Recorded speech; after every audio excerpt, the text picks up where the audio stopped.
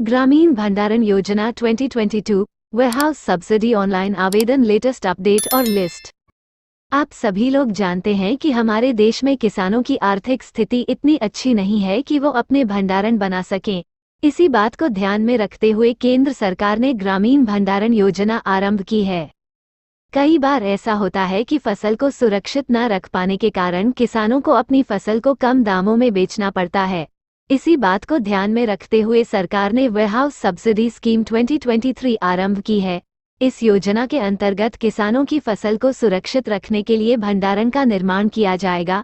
भंडारण का निर्माण किसान खुद भी कर सकते हैं तथा किसानों से जुड़े संस्थाएं भी कर सकती है। इस योजना में किसानों को भंडार गृह का निर्माण करने के लिए लोन प्रदान किया जाएगा तथा लोन पर सब्सिडी भी दी जाएगी। ग्रामीण भंडारण योजना क्षमता। इस योजना के अंतर्गत क्षमता का निर्णय उद्यमी द्वारा किया जाएगा, लेकिन सब्सिडी प्राप्त करने के लिए गोदाम की क्षमता न्यूनतम 100 टन होनी चाहिए और अधिकतम 30,000 टन होनी चाहिए।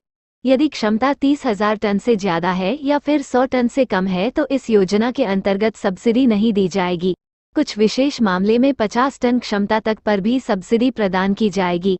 पर्वतीय क्षेत्रों में 25 टन क्षमता वाले ग्रामीण गोदाम को भी सब्सिडी प्रदान की जाएगी। इस योजना के अंतर्गत लोन चुकाने की अवधि 11 साल है। योजना के अंतर्गत सब्सिडी मिलने का आधार प्लेटफॉर्म भीतरी सड़क, 4 दीवारी गुणवत्ता प्रमाणन, पैकेजिंग, यूग्रिडिंग, अतिरिक्त जल निकासी प्रणाली का निर्माण, गोदाम में निर्माण की पूंजी लागत, वेयरहाउसिंग सुविधाएं आदि।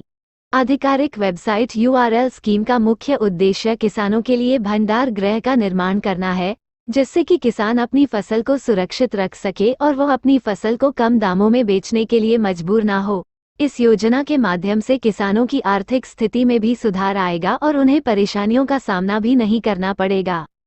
लाभार्थी किसान, कृषक, उत्पादक समूह, प्रतिष्ठान, गैर सरकारी संगठन, स्वयं सहायता समूह, कंपनियां, निगम, व्यक्ति, सरकारी संगठन, परिसंघ, कृषि उपज विपणन समिति अंतर्गत सब्सिडी की दरें, SC/ST उद्यमी तथा इन समुदायों से संबंधित संगठन या फिर पूर्वोत्तर राज्य, पर्वतीय क्षेत्र में स्थित जगह पर परियोजना की पूंजी लागत का 1/3 हिस्सा सब्सिडी के रूप में प्रदान किया जाएगा, जिसकी अधिकतम सीमा 3 करोड़ रुपए है। 25% तक की सब्सिडी परियोजना की पूंजी पर प्रदान की जाएगी यदि निर्माण कराने वाला व्यक्ति किसान है या फिर किसान ग्रेजुएट है या फिर किसी सहकारी संगठन से संबंध रखता है। इस स्थिति में अधिकतम राशि 2.25 करोड़ होगी। अन्य सभी श्रेणियों में व्यक्ति, कंपनियों और निगम आते हैं, जिसमें परियोजना पूंजी की लागत का 15% सब्सिडी प्रदान की जाएगी। इस स्थिति में अधिकतम राशि 1.35 करोड़ रुपए है। यदि गोदाम का जीर्णोद्धार NCDC की सहायता से किया जाएगा तो लागत का 25% सब्सिडी के रूप में प्रदान किया जाएगा। पूंजी लागत 1000 टन क्षमता के गोदाम के लिए बैंक द्वारा प्रदान की गई मूल्यांकित परियोजना लागत या वास्तविक लागत या फिर 3,500 रुपये प्रति टन, इनमें से जो भी कम है। 1000 टन से ज्यादा क्षमता वाले गोदाम, बैंक द्वारा प्रदान की गई मूल्यांकन परियोजना लागत या फिर वास्तविक लागत या फिर 1500 रुपये प्रति टन, इनमें से जो भी कम हो। मुख्य तथ्य: गोदाम में कुछ सुविधाएं जैसे कि पक्की सड़क, जल निकासी की व्यवस्था, सुरक्षा व्यवस्था, सामान लाने उतारने की व्यवस्था आदि होना अनिवार्य है। सभी रोशनदान तथा खिड़कियां पक्षियों से सुरक्षित होनी चाहिए। सारे दरवाजे, खिड़कियां वायु अवरोधक होनी चाहिए। गोडाउन कीटाणुओं से सुरक्षित होना चाहिए। भंडार गृह का निर्माण CPWD या फिर दिशा निर्देशों के अनुसार होना चाहिए। अपनी मर्जी से कहीं भी भंडार गृह का निर्माण कर सकता है। ग्रामीण भंडारण योजना के अंतर्गत आवेदक को गोदाम के लिए लाइसेंस लेना अनिवार्य है। भंडार गृह 1000 टन से ज्यादा है तो उससे CWC से मान्यता प्राप्त करनी जरूरी है। गोदाम की ऊंचाई 4-5 मीटर से कम नहीं होनी चाहिए। इस योजना के अंतर्गत गोदाम इंजीनियरिंग मानकों के अनुसार बनना चाहिए।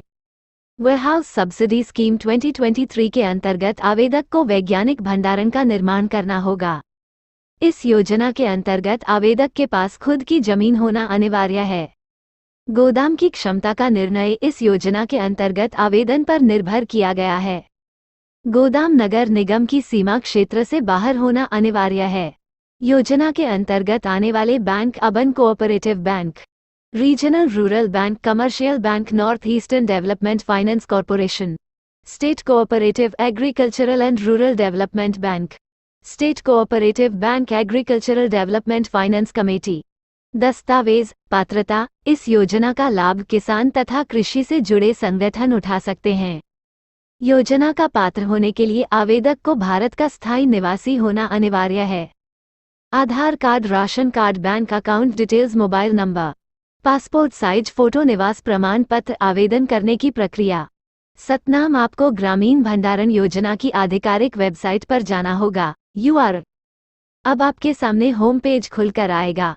होम पेज पर आपको अप्लाई नाउ के बटन पर क्लिक करना होगा। अब आपके सामने आवेदन फॉर्म खुलकर आएगा।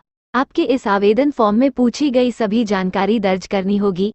इसके पश्चात आपको सभी महत्वपूर्ण दस्तावेजों को अटैच करना होगा। अब आपको सबमिट के बटन पर क्लिक करना होगा। इस प्रकार आप ग्रामीण भंडारण योजना के अंतर्गत आवेदन कर पाएंगे। Contact helpline number 022-2 crore 65,39,350। Email ID ICD@nabard.org। Like और कमेंट करें।